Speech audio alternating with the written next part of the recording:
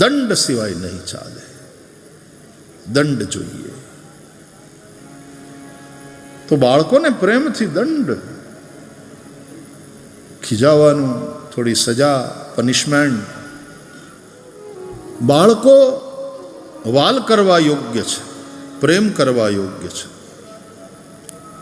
પણ દંડ જો સાવ નીકળી જાય, ભય સાવ નીકળી જાય તો એમાં બાળકનું ભલું નથી.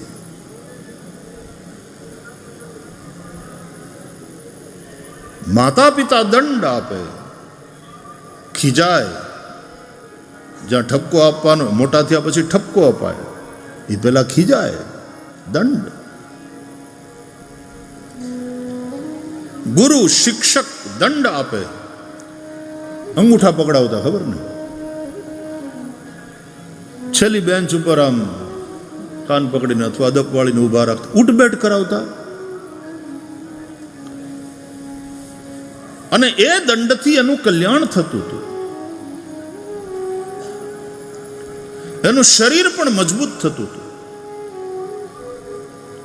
અમે ભણતા ત્યારે પછી ગૃહપતિ પણ કોઈ કેવી રીતે શિસ્ત ભંગ કરે કે તોફાન કરે તો એને દંડ આપે. ને દંડમાં ઘણીવાર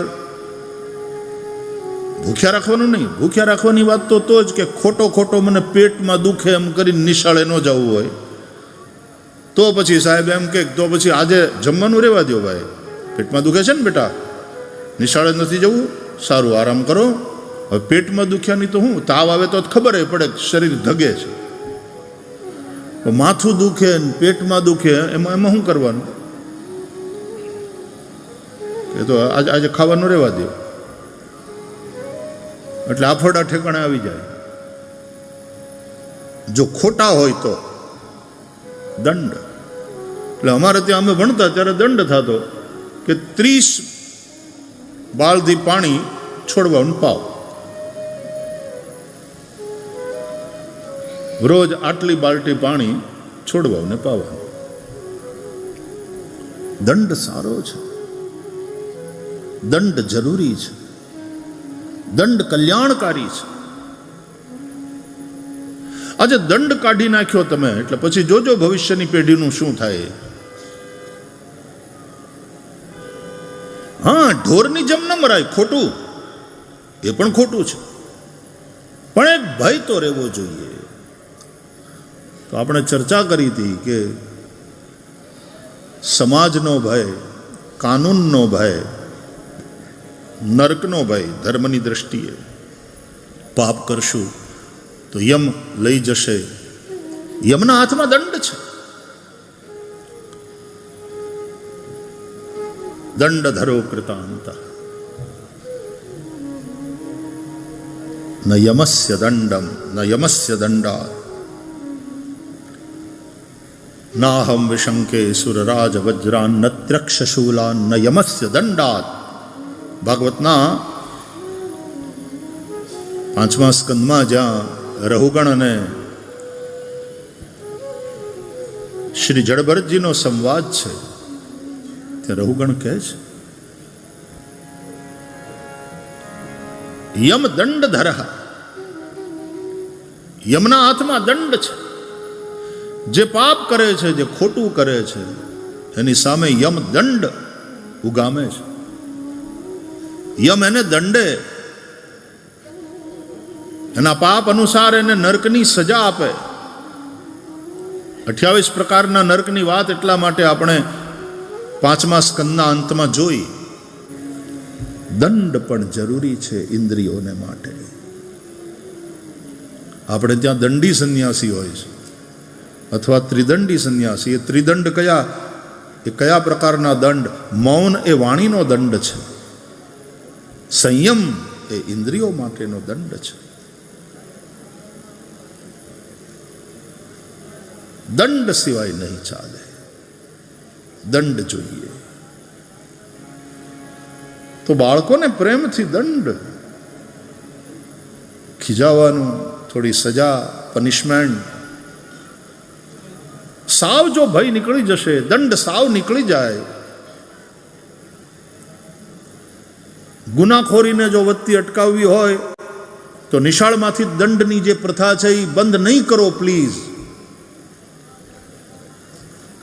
હા, રાક્ષસની જેમ કંટ્રોલની બહાર જઈને ઢીબેડવાના નથી બાળકોને, નિશ્ચિતપણે એ અપરાધ બને છે. ક્રોધ તમારા ઉપર સવાર થઈ જાય એમ નહીં. તમે ક્રોધના સાધન ન બનો, તમે ક્રોધને સાધન બનાવી અને એનું કલ્યાણ થાય એ માટે કંઈક કરો, પનિશમેન્ટ, એ બરાબર છે.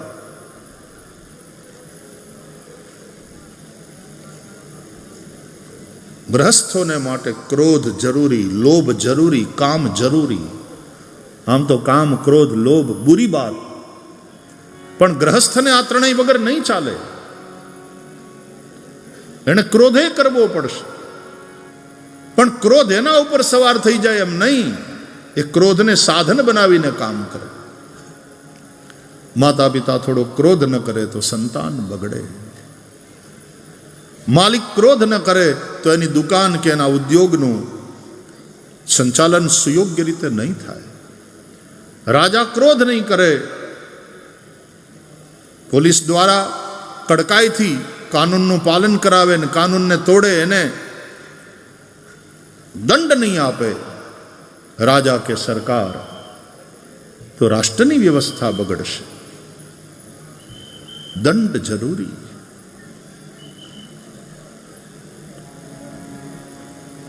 લોભ પણ જરૂરી. જો ગૃહસ્થ થોડો લોભ ન કરે તો એનો વિકાસ જ ન થાય. કે આ વખતે આ વર્ષે આટલા કમાણા, તો આવતા વર્ષનું આપણો ટાર્ગેટ, આ વખતે 5 કરોડ હતા ને, આવતા વર્ષનો આપણો ટાર્ગેટ ઓછામાં ઓછા 8 કરોડનો છે અને ત્યાં પહોંચવાનું જ છે.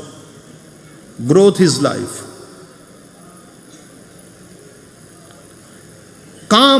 કામ નહીં હોય તો ગૃહસ્થનો ગૃહસ્થાશ્રમ અને પ્રજોત્પત્તિને એના દ્વારા વંશવૃદ્ધિ કેવી રીતે થશે? પણ આ કામ, ક્રોધ અને લોભ ધર્મથી પરિચાલિત હોય ગૃહસ્થાશ્રમમાં. રામચરિતમાનસના ઉત્તરકાંડમાં ગોસ્વામી તુલસીદાસજીએ માનસ રોગોની ચર્ચા કરી અને એમાં માનસ રોગોની ચર્ચા કરતા કામ, ક્રોધ, લોભને મનના રોગ કહ્યા. મનના રોગ, દોષ. જેમ શરીરમાં 3 દોષ છે, વાત, પિત્ત અને કફ, એમ મનના આ 3 દોષ છે, કામ, ક્રોધ અને લોભ. જેટલા રોગ છે આયુર્વેદની દ્રષ્ટિએ એ 3 કેટેગરીમાં વહેંચાય છે: વાતજ, કફજ, પિત્તજ. વાતજન્ય રોગ, કફજન્ય રોગ, પિત્તજન્ય, જેટલા ચામડીના રોગ છે એ બધા પિત્તજ રોગ છે. એટલે વાત, વાયુ વિકૃત થાય, કફ વિકૃત થાય, પિત્ત વિકૃત થાય અને જુદા જુદા રોગ થાય. પણ તમે કોઈને પૂછો જાણકારને કે શરીરમાંથી જો આ 3 જેને દોષ કહીએ છીએ આપણે, વાત, પિત્ત અને કફ, એ સાવ મટાડી દઈએ, રહે જ નહીં શરીરમાં, તો હારું નહીં? કે હારું નહીં, ગુજરી જવાય. શરીરમાં વાત, પિત્ત અને કફ એની જરૂર છે. એ વિકૃત ન થાય એવી રીતની જીવનશૈલી અપનાવો, બસ. એમ રામચરિતમાનસમાં કહે છે કે કામ, વાત, કફ, લોભ અપારા,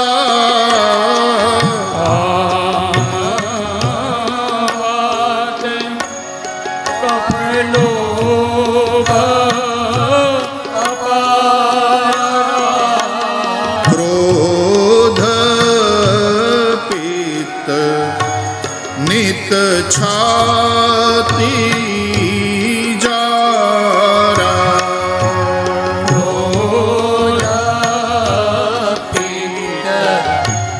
નિત છાતી જારા, ક્રોધ, પિત્ત, નિત છાતી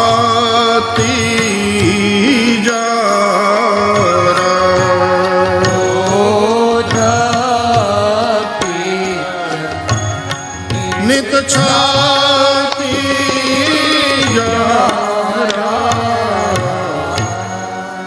કામ વાત કફ લોભ અને ક્રોધ પિત્ત છે. આ મનના 3 દોષો છે, કામ ક્રોધ અને લોભ. એમાં તુલસીદાસજીએ જે સરખામણી કરી છે તો તમે જુઓ શું અનુભવી છે બાબાજી. કામ વાત, કામ અને વાતની વચ્ચે સંબંધ,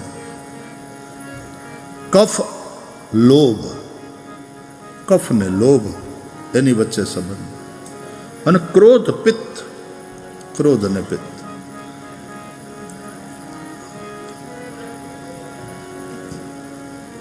બહુ વાત પ્રકૃતિ હોય ને ત્યારે ક્યાંક ને ક્યાંક મનમાં વાસના વધારે રહે છે. કામ વાત, કફ પ્રકૃતિને અને લોભને સંબંધ છે, અને પિત્ત અને ક્રોધ.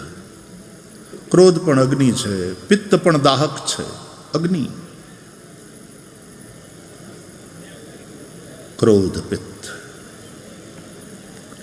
બહુ મરચા, બહુ મરી મસાલા વાળું આવું બધું ખાય, પિત્ત વધે એવા બધા પદાર્થો ખાય તો સ્વભાવ પણ જરા ક્રોધી થાય.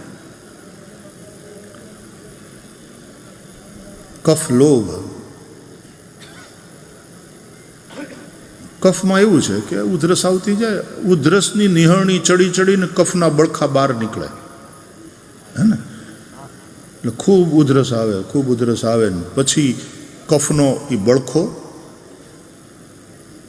સક્સેસફુલી સફળ થઈ જાય, બહાર આવે અને હાથું કરે ને માણસ કાઢી નાખે ને એટલે એને થાય હાશ.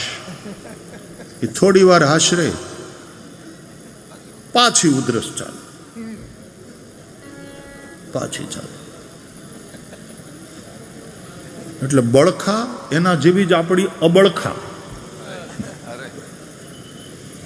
કે 1000 મળે, મળી જાય પાછી નવી અબળખા, લાખ મળે, લખપતિ થઈ ગયા પાછી નવી અબળખા, કરોડપતિ થવું છે, કરોડ મળી ગયા તોય હાશ થાય છે નહીં, વળી પાછી નવી અબળખા, હવે અબજોપતિ થવું. કફ લોભ અપારા. એટલે ક્રોધ અને પિત્ત, કફ અને લોભ, કામ વાત, આ બહુ સરસ તુલના છે. પણ ગ્રહસ્થને લાગે વળગે ત્યાં સુધી કામ ક્રોધ અને લોભ ત્રણેયની જરૂર છે. પણ આ ત્રણેય દોષ વિકૃત ન થાય એ જોવાનું છે. કામ વિકૃત થશે ત્યારે માણસ બળાત્કાર કરશે, ત્યારે માણસ અય્યાશીમાં જીવશે. બાકી તો કામ જો ધર્મ સંમત હોય તો એ ભગવાનનું રૂપ છે. પ્રજજનો એમાં હું કંદર્પ છું, ગીતામાં ભગવાન કહે છે. ધર્મા વિરુદ્ધો ભૂતેષુ કામોસ્મિ ભરતર્ષભ. હે અર્જુન, પ્રાણીઓમાં, મનુષ્યોમાં જે ધર્મ સંમત કામ છે એ હું છું, એ ભગવાનનું સ્વરૂપ છે. લગ્નના માંડવામાં વિધિ કરાવતા હોય છે ગોર બાપા, ત્યારે જે મંત્રો બોલે એમાં કામદેવની સ્તુતિના મંત્રો બોલાય છે. વાલા, કામાસુર એવું આપણે નથી કહ્યું, કામદેવ એવું કહેવાયું છે. ભાગવતમાં એક બહુ સરસ કથા આવે છે, 10મ સ્કંદ ઉત્તરાર્ધમાં શ્રી કૃષ્ણ અને રૂકમિણીના વિવાહ થાય છે. દ્વારકાધીશ રૂકમિણીનું હરણ કરે છે, પાણી ગ્રહણ કરે છે. રૂકમિણીથી જે પ્રથમ પુત્ર થાય છે એનું નામ પ્રદ્યુમ્ન. આ પ્રદ્યુમ્ન કામદેવનો અવતાર છે. કામસ્તુ વાસુદેવાંશો દગ્ધ પ્રાગ રુદ્રમન્યુના દેહોપપત્તયે ભૂયઃ. ભગવાન શિવના ત્રીજા લોચનથી બળીને ભસ્મ થયેલો કામ કૃષ્ણ પુત્રના રૂપમાં પ્રગટ થયો છે. એ જ પ્રદ્યુમ્ન અને પ્રદ્યુમ્ન પછી શમરાસુરનો નાશ કરે છે એવી કથા છે ભાગવતમાં. પ્રદ્યુમ્નજીએ શમરાસુરને માર્યો. આ શમરાસુર કોણ છે?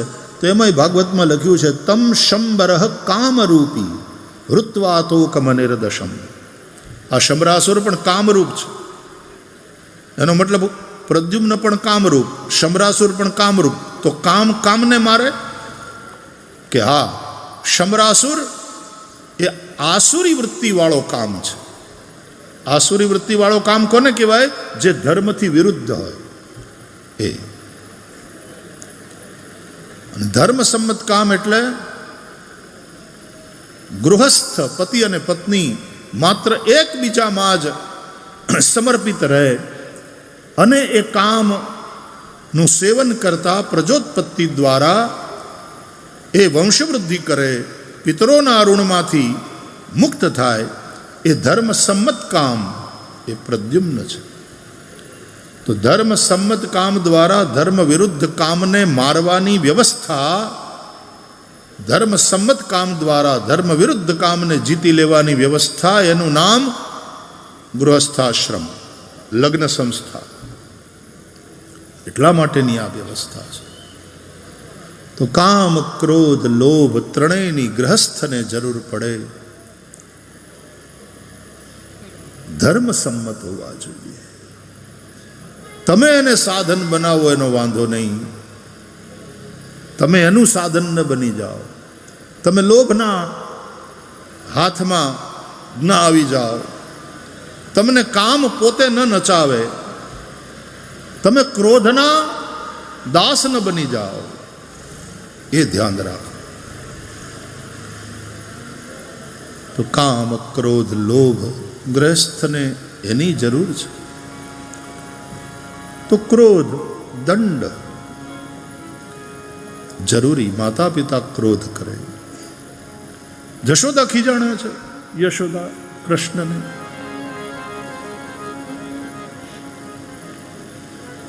ગોળી ફોડી બાંધી દીધા કે નહીં ખાંડણીયા સાથે. દંડ. બાળક ક્યારેક એવી ભૂલ કરે ને પછી માં એને ખાવાનું ના આપે, દંડ. અને ખરેખર ખાવાનું ના આપે, પણ જેથી બાળકને ખાવાનું ના આપ્યું હોય તેથી માએ પોતે ખાધું ન હોય, કારણ કે એ માં છે, એ માં પોતે ભૂખી રહી હોય. છોકરાને ભૂખ્યા રાખીને પોતે ન ખાઈ શકે,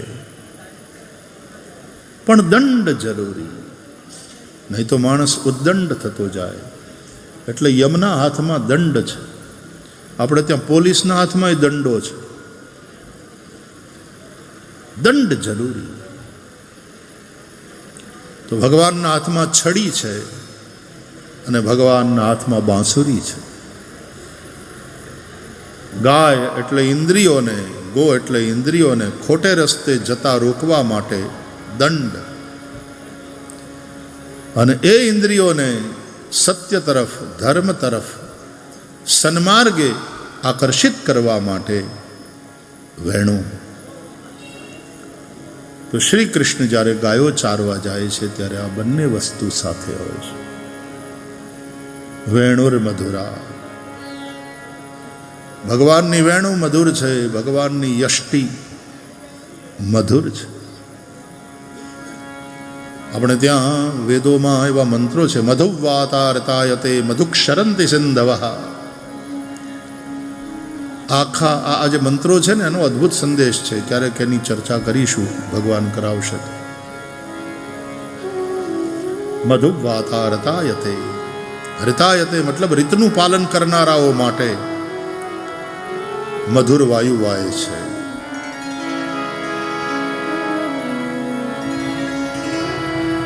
વહેતો વાયુ મધુર હોય. હરિતાયતે, હરિતનું પાલન. હરિત એટલે કુદરતના શાશ્વત નિયમો. રીત અને સત્ય બે વસ્તુ છે. સમાજના નિયમો એનું પાલન કરવાનું, ધર્મના નિયમોનું પાલન કરવાનું, ધર્મના ડૂઝ અને ડોન્ટ્સનું પાલન કરવાનું, અને કેટલાક પ્રકૃતિના શાશ્વત નિયમો છે તદ અનુસાર એને અનુરૂપ બનીને જીવવાનું. કે હવાર પડી તો જાગી ગયા, રાત પડીને સૂઈ ગયા. હવાર પડે ને પક્ષી જાગી જાય, કલરવ કરવા માંડે, ગીત ગાવા માંડે. હાંજ પડે પોતાના માળામાં પાછા આવી જાય પંખી જ્યાં ગયા હોય ત્યાંથી. અને પછી માળામાં થોડી વાર હાંજે કલબલાટ તમને પંખીઓનો સંભળાય, પણ જેવી રાત ઉતરે નીરવ શાંતિ. પંખી હુઈ ગયા હોય, એને ખબર છે આ હુવાનું ટાણું છે. અને એક માણસની જાત છે કે રાતના 12 વાગે ખાવા જાય, ખાવ ગલીમાં પાર્ટીઓમાં 1:30 વાગ્યા સુધી 2 વાગ્યા સુધી નાચતા હોય. સોશિયલ મીડિયા ઉપર આપણે એટલા બધા વ્યસ્ત. અત્યારે શહેરનો માણસ, ખાસ કરીને યુવાનો, સ્લીપ ડિપ્રાઇવ્ડ થતા જાય છે. ઊંઘ એને બહુ ઓછી મળે, અથવા તો એ ઊંઘ ઓછી કરે છે પોતે જ લખણે, અને પરિણામે ચીડચીડાપન, પરિણામે સ્મૃતિ શક્તિ એનો હ્રાસ, પરિણામે સૂવું હોય ત્યારે ન સૂવે રાત્રિના સમયે. એટલે જવાનીમાં તરત કંઈ ખબર ન પડે, પણ બાકી શક્તિ ક્ષીણ થાય છે. યુવાની ક્ષીણ થાય. યુક્ત સ્વપ્નાવબોધસ્ય યોગો ભવતિ દુઃખ. સ્વપન એટલે કે સૂવું અને જાગવું, આ બંને યુક્ત હોય, સંતુલિત હોય.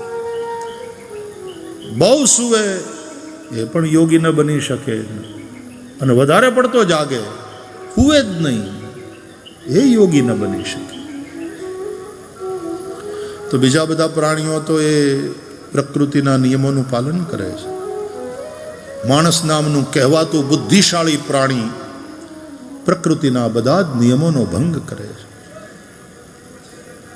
મધુવાતા રિતાયતે મધુક્ષરંતિ સિંધવ. રિતાયતે એટલે ઋતુનું પાલન કરવા વાળા, કુદરતના, પ્રકૃતિના નિયમોનું પાલન કરનારા, તે અનુસાર વર્તનારા, જીવન જીવનારા, એના માટે મંગલવાયુ વાય છે. મધુ મધુ મધુ મધુ. અમારે બ્રાહ્મણો, આમ તો અમે પૂજા કરાવીએ ને એટલે ભગવાનને મધથી સ્નાન કરાવવાનું હોય ને ત્યારે ઘણી વાર આ મંત્ર બોલાય.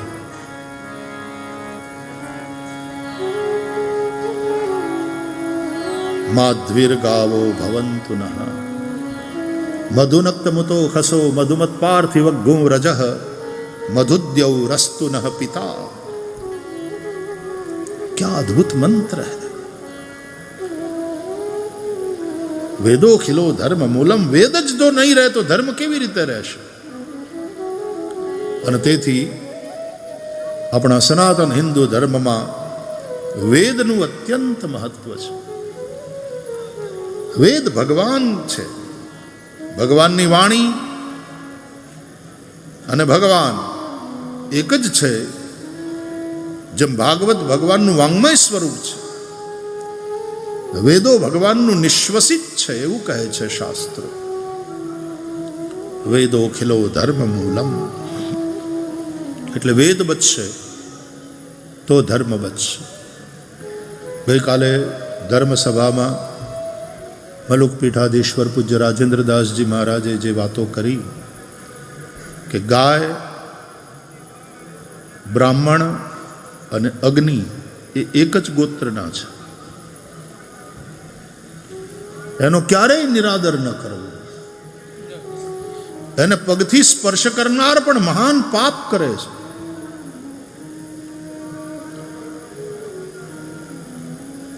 ગાય, બ્રાહ્મણ, અગ્નિ. મુખાદ અગ્નિ રજાયત બ્રાહ્મણોસ્ય મુખમાસીત. આ વેદ જ કહે છે. અને તેથી બ્રાહ્મણને અને અગ્નિને સંબંધ છે. અગ્નિની અંદર પ્રકાશિકા શક્તિ છે. એમ બ્રાહ્મણો, ઋષિઓ તમને એનલાઇટન કરે, જ્ઞાનનો પ્રકાશ ફેલાવે. પણ અગ્નિમાં દાહિકા શક્તિ પણ છે.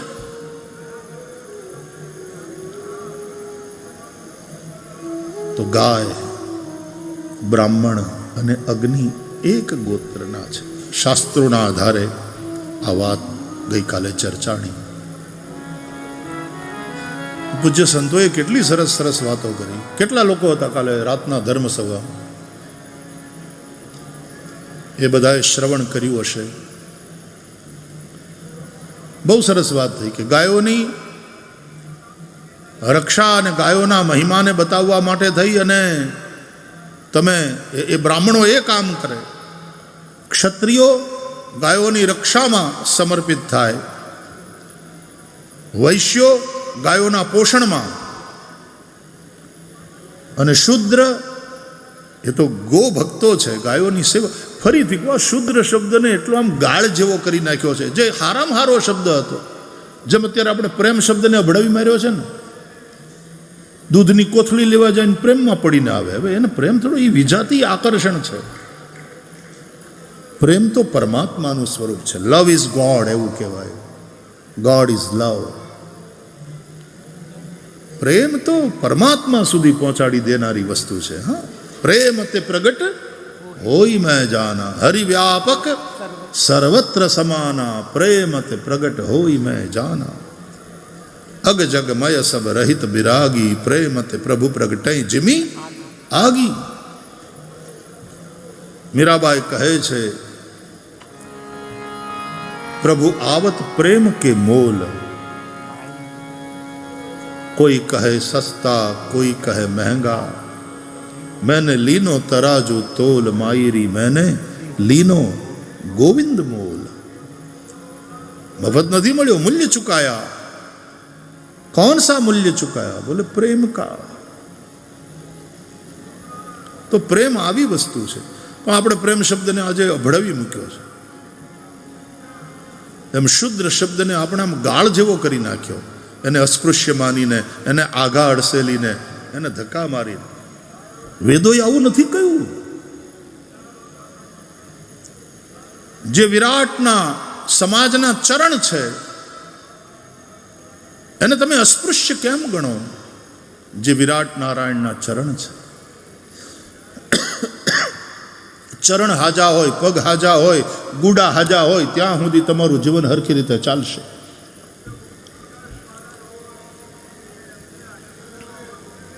ચરણ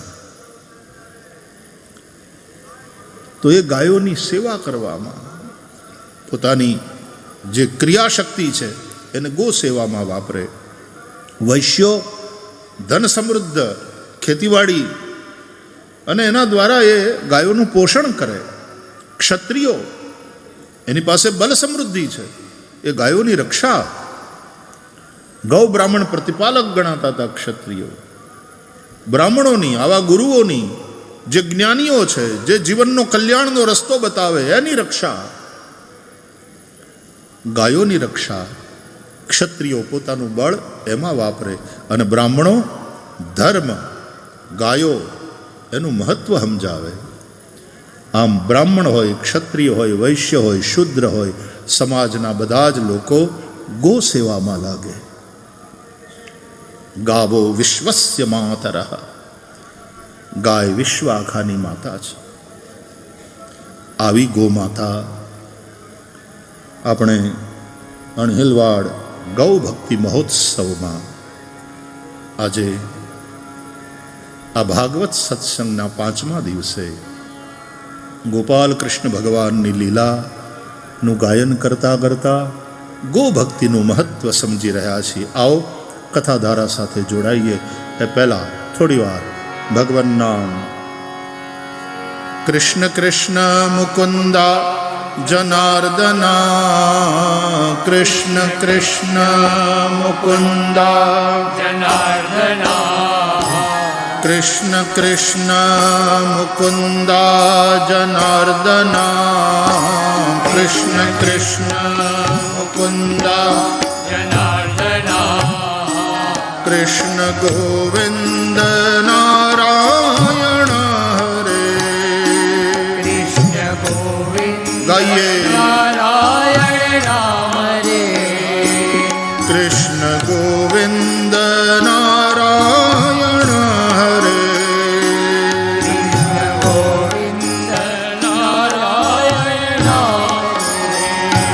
कृष्ण कृष्ण मुकुन्द जनार्दन कृष्ण कृष्ण गोविन्द जनार्दन हे कृष्ण कृष्ण मुकुन्द जनार्दन कृष्ण कृष्ण मुकुन्द जनार्दन कृष्ण गोविन्द नारायण हरे कृष्ण गोविन्द नारायण हरे कृष्ण गोविन्द नारायण हरे गोविन्द नारायण हरे कृष्ण कृष्ण मुकुन्द जनार्दन कृष्ण मुकुन्द जनार्दन कृष्ण कृष्ण मुकुन्द जनार्दन कृष्ण मुकुन्द जनार्दन कृष्ण गोविन्द नारायण हरे कृष्ण गोविन्द नारायण हरे हे कृष्ण गोविन्द नारायण हरे कृष्ण गोविन्द नारायण हरे ओ कृष्ण कृष्ण मुकुन्द जनार्दन कृष्ण कृष्ण मुकुन्द जनार्दन कृष्ण कृष्ण मुकुन्द जनार्दन कृष्ण कृष्ण मुकुन्द जनार्दन कृष्ण गोविन्द नारायण हरे कृष्ण गोविन्द नारायण हरे कृष्ण गोविन्द नारायण हरे कृष्ण गोविन्द नारायण हरे जय हो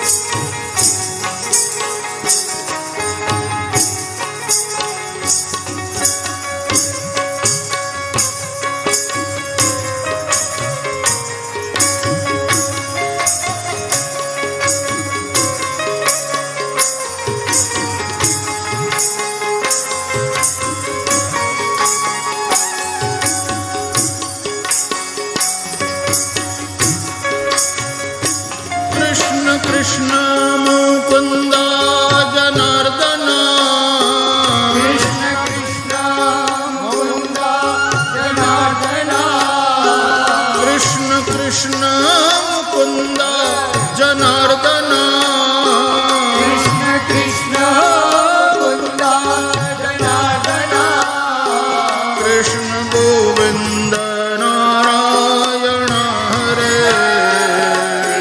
गोविन्द नारायण हरे ओ कृष्ण गोविन्द नारायण हरे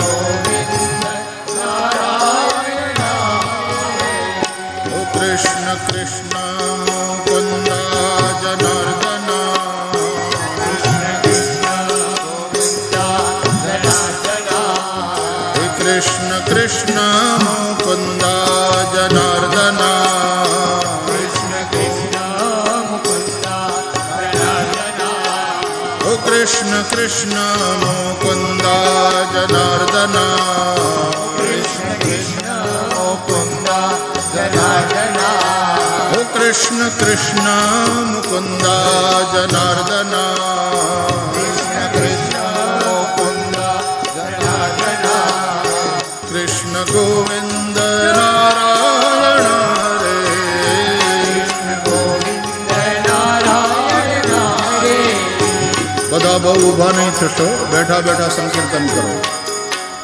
હે કૃષ્ણ કૃષ્ણ મુકુંદ જનાર્દન कृष्ण कृष्ण मुकुन्द जनार्दन હે કૃષ્ણ કૃષ્ણ મુકુંદ જનાર્દન कृष्ण कृष्ण मुकुन्द जनार्दन कृष्ण गोविंद नारायण हरे गोविन्द नारायण हरे कृष्ण गोविंद नारायण हरे गोविन्द नारायण हे कृष्ण गोविंद नारायण हरे गोविन्द नारायण ओ कृष्ण गोविंद नारायण हरे